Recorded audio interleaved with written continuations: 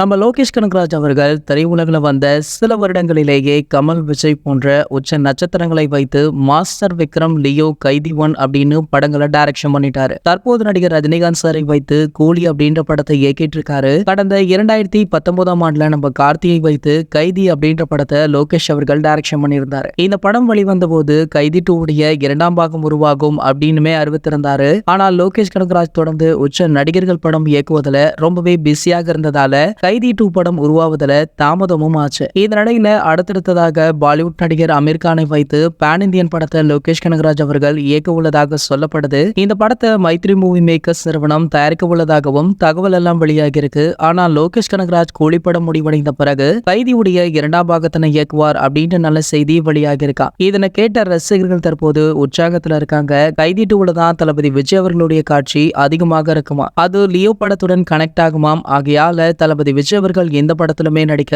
ஒப்பந்தமுமே ஆகியிருக்காரா. அப்படி வைத்து பார்க்கையில இந்த படம் தான் விஜய் அவர்களுக்கு கடைசி படமாக இருக்குமா அப்படின்னுமே எதிர்பார்க்கப்படுது. இது போன்ற சினிமா செய்திகளை பத்தி நீங்க உடனே தெரிஞ்சுக்க நம்மளுடைய செய்தி துளிகள் அப்படின்ற நம்ம சேனலை சப்ஸ்கிரைப் பண்ணிட்டு பக்கத்தில் உள்ள பெல் ஐகானை கிளிக் பண்ண மறந்துடாதீங்க.